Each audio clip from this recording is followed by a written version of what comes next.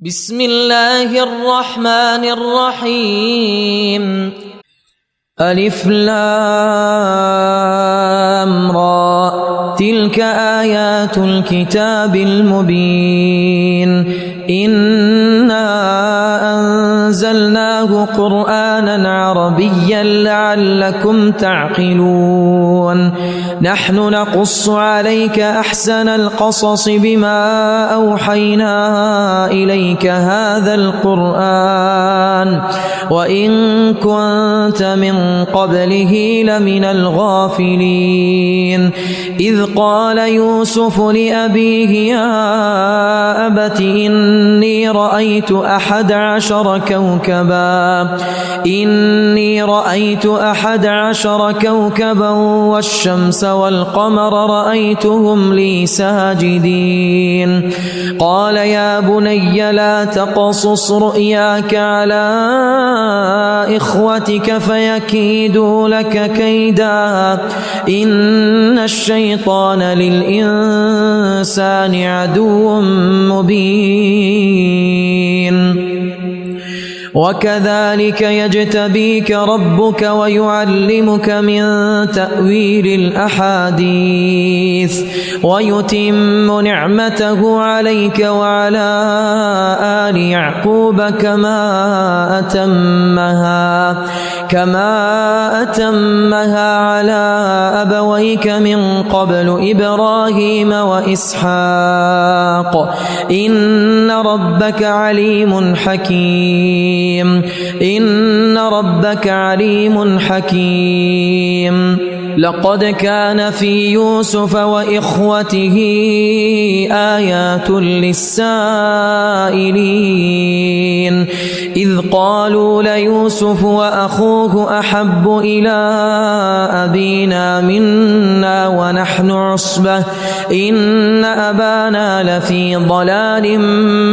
مبين اقتلوا يوسف أو اطرحوه أرضا يخل لكم وجه أبيكم وتكونوا من بعده قوما صالحين قال قائل منهم لا تقتلوا يوسف وألقوه في غيابة الجب يلتقطه بعض السيارة إن كنتم فاعلين قال قائل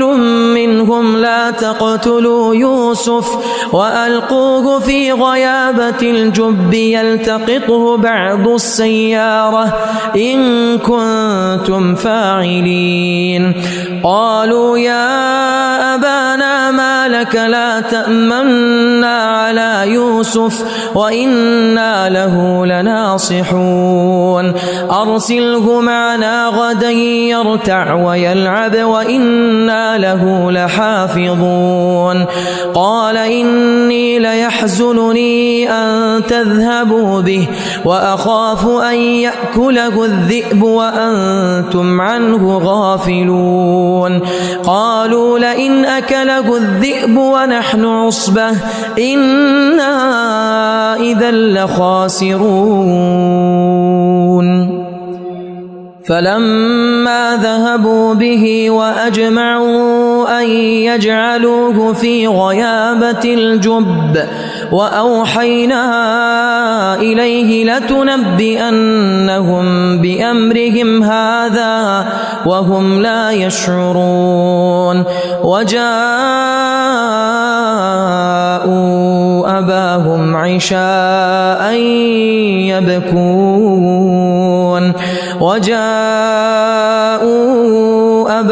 عشاء يبكون قالوا يا أبانا إنا ذهبنا نستبق وتركنا يوسف عند متاعنا فأكله الذئب وما أنت بمؤمن لنا ولو كنا صادقين وجاءوا على قميصه بدم كذب قال بل سولت لكم أنفسكم أمرا فصبر جميل والله المستعان على ما تصفون. وجاءت سيارة فأرسلوا واردهم فأدلى دلوه قال يا بشرى هذا غلام وأسروه بضاعة والله عليم بما يعملون. وشروه بثمن بخس دراهم معدودة وكانوا فيه من الزاهدين. وقال الذي اشتراه من مصر لامرأته أكرمي مثواه عسى أن ينفعنا أو نتخذه ولدا. وكذلك مكنا ليوسف في الأرض ولنعلمه من تأويل الأحاديث والله غالب على أمره ولكن أكثر الناس لا يعلمون. ولما بلغ أشده آتيناه حكما وعلما وكذلك نجزي المحسنين. وراودته التي هو في بيتها عن نفسه وغلقت الأبواب وقالت هيت لك قال معاذ الله إنه ربي أحسن مثواي إنه لا يفلح الظالمون. ولقد همت به وهم بها لولا أن رأى برهان ربه كذلك لنصرف عنه السوء والفحشاء إنه من عبادنا المخلصين. واستبق الباب وقدت قميصه من دبر وألف يا سيدها لدى الباب قالت ما جزاء من أراد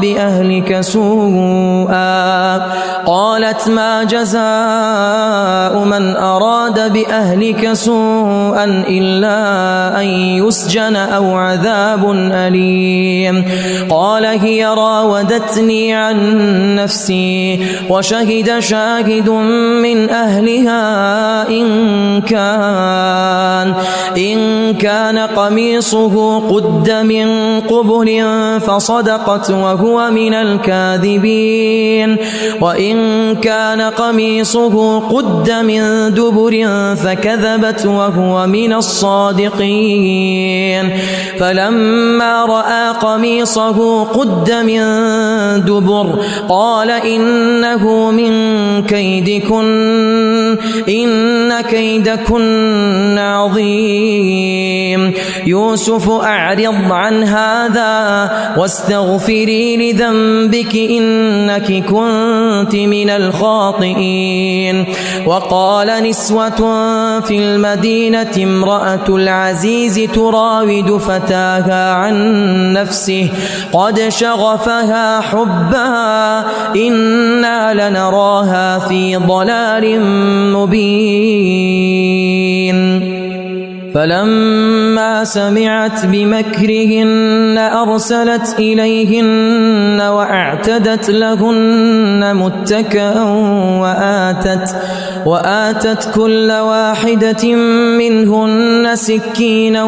وقالت اخرج عليهن. فلما رأينه أكبرنه وقطعن أيديهن وقلن حاش لله ما هذا بشرا إن هذا إلا ملك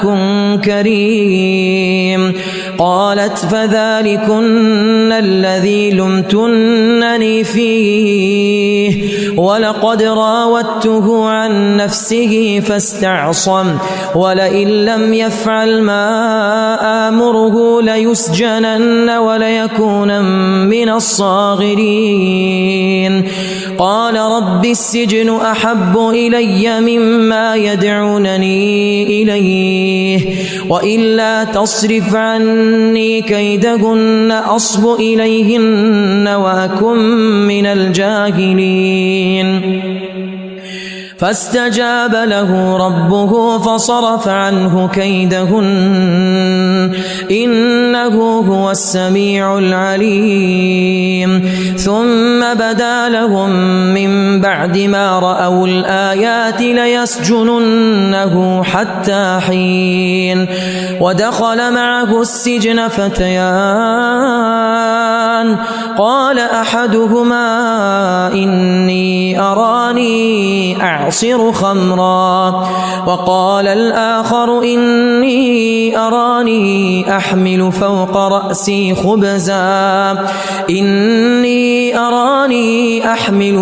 رأسي خبزا تأكل الطير منه نبئنا بتأويله إنا نراك من المحسنين قال لا يأتيكما طعام ترزقانه إلا نبأتكما بتأويله قبل أن يأتيكما ذلكما مما علمني ربي إني تركت ملة قوم لا يؤمنون بالله وهم بالآخرة هم كافرون واتبعت ملة آبائي إبراهيم وإسحاق ويعقوب ما كان لنا أن نشرك بالله من شيء ذلك من فضل الله علينا وعلى الناس ولكن أكثر الناس لا يشكرون يا صاحبي السجن أأرباب متفرقون خير أم الله الواحد القهار ما تعبدون من دونه إلا أسماء سميتموها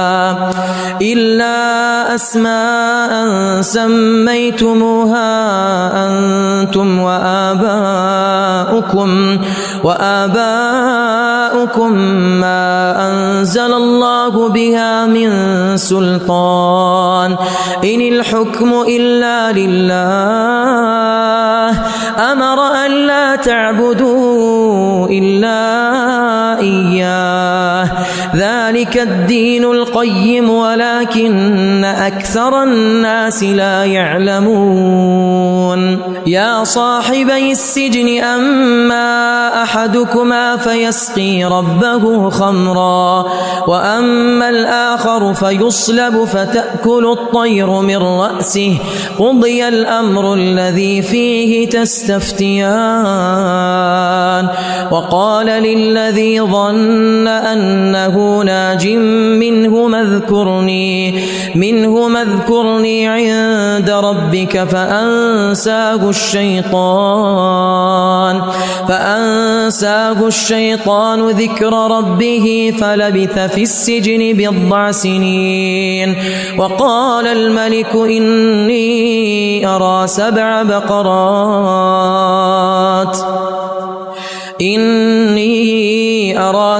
بقرات سمان يأكلهن 7 عجاف و7 سنبلات خضر وأخر يابسات يا أيها الملأ أفتوني في رؤياي إن كنتم للرؤيا تعبرون قالوا أضغاث أحلام وما نحن بتأويل الأحلام بعالمين وقال الذي نجا منهما وادكر بعد أمة أنا أنبئكم بتأويله فأرسلون يوسف أيها الصديق أفتنا في 7 بقرات سمان يأكلهن 7 عجاف و7 سنبلات خضر وأخر يابسات لعلي أرجع إلى الناس لعلهم يعلمون قال تزرعون 7 سنين دأبا فما حصدتم فذروه في سنبله قال تزرعون 7 سنين دأبا فما حصدتم فذروه في سنبله إلا قليلا مما تأكلون ثم يأتي من بعد ذلك 7 شداد يأكلن ما قدمتم لهن إلا قليلا مما تحصنون ثم يأتي من بعد ذلك عام فيه يغاث الناس وفيه يعصرون وقال الملك ائتوني به فلما جاءه الرسول قال ارجع إلى ربك فاسأله ما بال النسوة اللاتي قطعن أيديهن إن ربي بكيدهن عليم قال ما خطبكن إذ راوتن يوسف عن نفسه قلنا حاش لله ما علمنا عليه من سوء قالت امرأة العزيز الآن حصحص الحق أنا راودته عن نفسه وإنه لمن الصادقين ذلك ليعلم أني لم أخنه بالغيب وأن الله لا يهدي كيد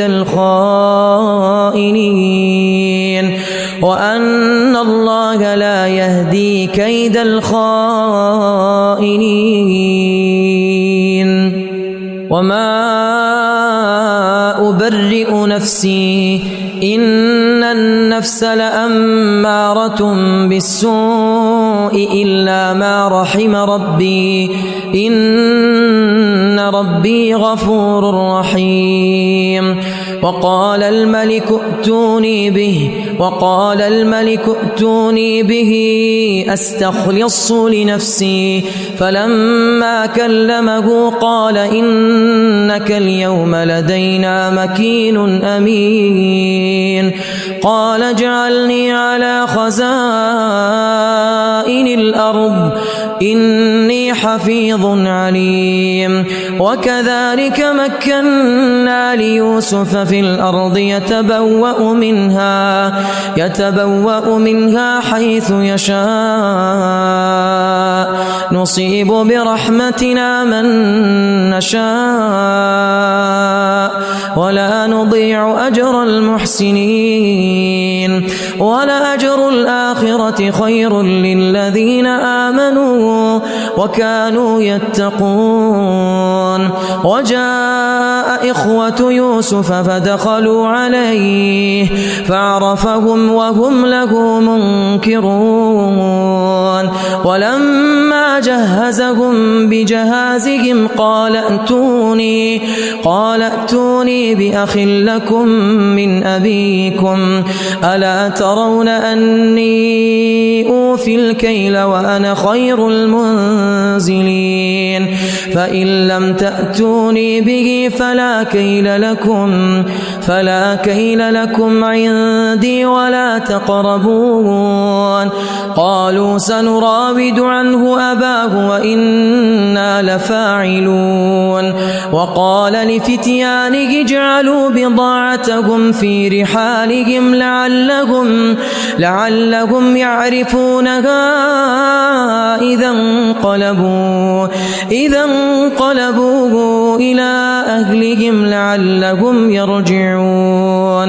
إذا انقلبوا إلى أهلهم لعلهم يرجعون فلما رجعوا إلى أبيهم قالوا يا أبانا منع منا الكيل فأرسل معنا أخانا نكتل وإنا له لحافظون قال هل آمنكم عليه إلا كما أمنتكم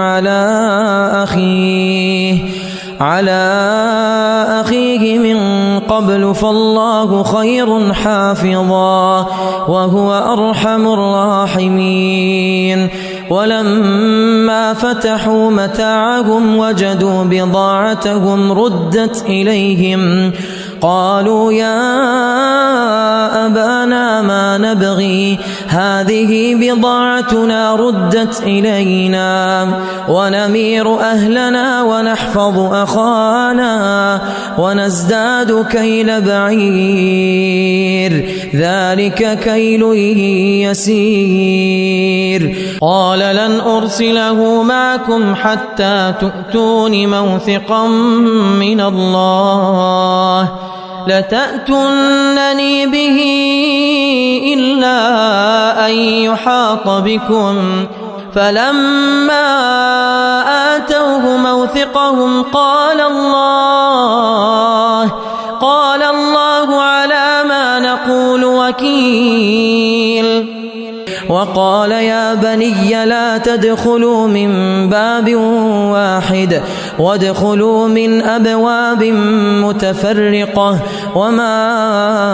أغني عنكم من الله من شيء إن الحكم إلا لله عليه توكلت وعليه فليتوكل المتوكلون ولما دخلوا من حيث أمرهم أبوهم ما كان يغني عنهم من الله من شيء إلا حاجة في نفس يعقوب قضاها وإنه لذو علم لما علمناه ولكن أكثر الناس لا يعلمون ولما دخلوا على يوسف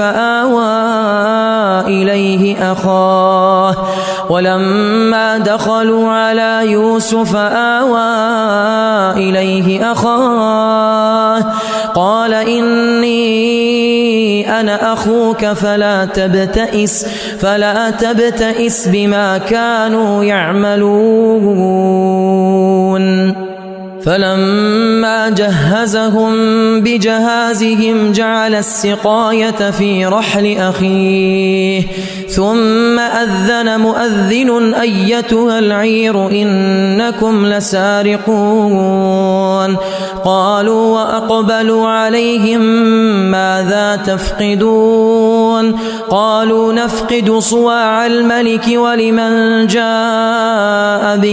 ولمن جاء به حمل بعير وأنا به زعيم قالوا تالله لقد علمتم ما جئنا لنفسد في الأرض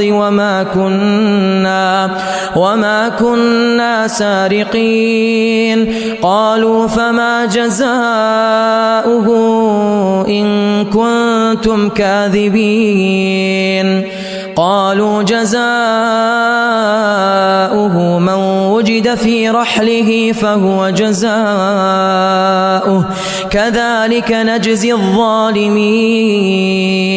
فبدأ بأوعيتهم قبل وعاء أخيه ثم استخرجها من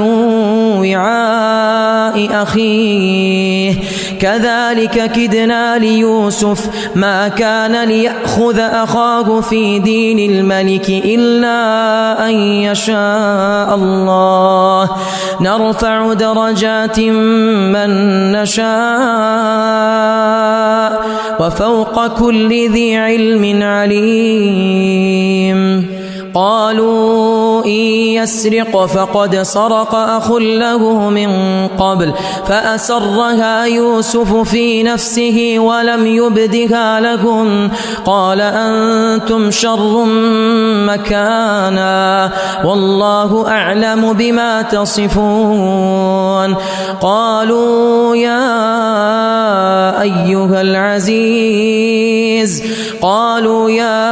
أيها العزيز إن له أبا شيخا كبيرا فخذ أحدنا مكانه إنا نراك من المحسنين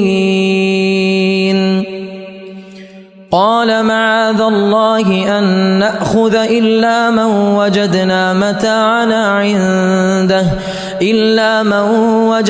متاعنا عنده إنا إذا لظالمون فلما استيئسوا منه خلصوا نجيا قال كبيرهم ألم تعلموا أن أباكم قد أخذ عليكم موثقا من الله ومن قبل ما فرطتم في يوسف فلن أبرح الأرض حتى يأذن لي أبي أو يحكم الله لي وهو خير الحاكمين ارجعوا إلى أبيكم فقولوا يا أبانا إن ابنك سرق وما شهدنا إلا بما علمنا وما كنا للغيب حافظين واسأل القرية التي كنا فيها والعير التي أقبلنا فيها وإنا لصادقون قال بل سولت لكم أنفسكم أمرا فصبر جميل عسى الله أن يأتيني بهم جميعا إنه هو العليم الحكيم وتولى عنهم وقال يا أسفا على يوسف وابيضت عيناه من الحزن فهو كظيم قالوا تالله تفتأ تذكر يوسف حتى تكون حرضا أو تكون من الهالكين قالوا تالله تفتأ تذكر يوسف حتى تكون حرضا أو تكون من الهالكين قال إنما أشكو بثي وحزني إلى الله وأعلم من الله ما لا تعلمون يا بني اذهبوا فتحسسوا من يوسف وأخيه ولا تيأسوا من روح الله إنه لا ييأس من روح الله إلا القوم الكافرون فلما دخلوا عليه قالوا يا أيها العزيز مسنا وأهلنا الضر وجئنا ببضاعة مزجاة فأوف لنا الكيل وتصدق علينا إن الله يجزي المتصدقين قال هل علمتم ما فعلتم بيوسف وأخيه إذ أنتم جاهلون قالوا أئنك لأنت يوسف قال أنا يوسف وهذا أخي قالوا أئنك لأنت يوسف قال أنا يوسف وهذا أخي قد من الله علينا إنه من يتق ويصبر فإن الله لا يضيع أجر المحسنين قالوا تالله لقد آثرك الله علينا وإن كنا لخاطئين قال لا تثريب عليكم اليوم يغفر الله لكم وهو أرحم الراحمين اذهبوا بقميصي هذا فألقوه على وجه أبي يأت بصيرا وأتوني بأهلكم أجمعين ولما فصلت العير قال أبوهم إني لأجد ريح يوسف لولا أن تفندون قالوا تالله إنك لفي ضلالك القديم فلما أن جاء البشير ألقاه على وجهه فارتد بصيرا قال ألم أقل لكم إني أعلم من الله ما لا تعلمون قالوا يا أبانا استغفر لنا ذنوبنا إنا كنا خاطئين قال سوف أستغفر لكم ربي إنه هو الغفور الرحيم فلما دخلوا على يوسف آوى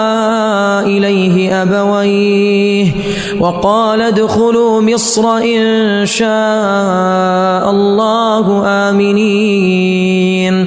ورفع أبويه على العرش وخروا له سجدا وقال يا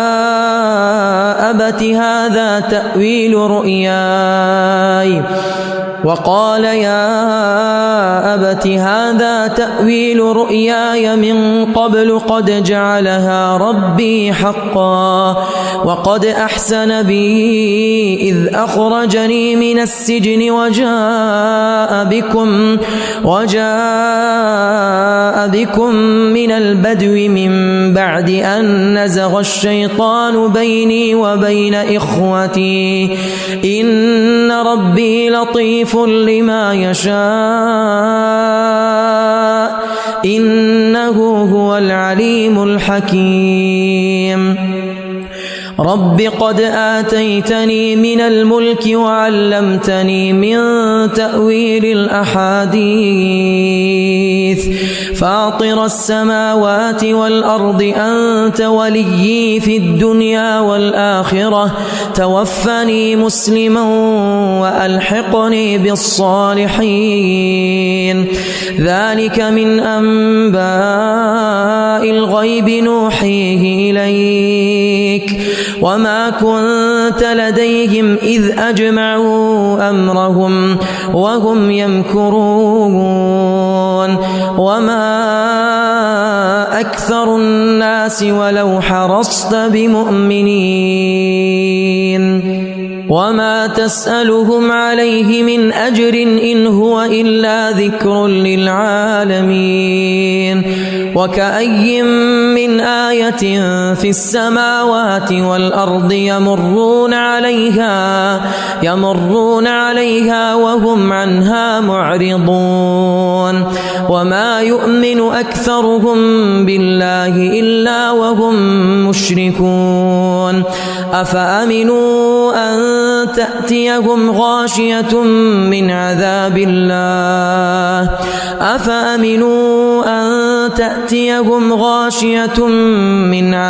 الله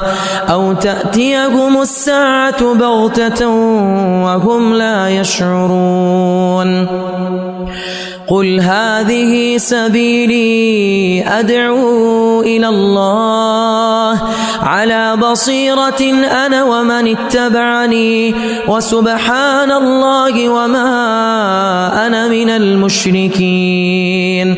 وما أرسلنا من قبلك إلا رجالا نوحي إليهم من أهل القرى أفلم يسيروا في الأرض فينظروا كيف كان عاقبة الذين من قبلهم ولدار الآخرة خير للذين اتقوا أفلا تعقلون حتى إذا استيأس الرسل وظنوا أنهم قد كذبوا جاءهم نصرنا فنجي من نشاء ولا يرد بأسنا عن القوم المجرمين لقد كان في قصصهم عبرة لأولي الألباب ما كان حديثا يفترى ولكن تصديق الذي بين يديه وتفصيل كل شيء وهدى ورحمة لقوم يؤمنون.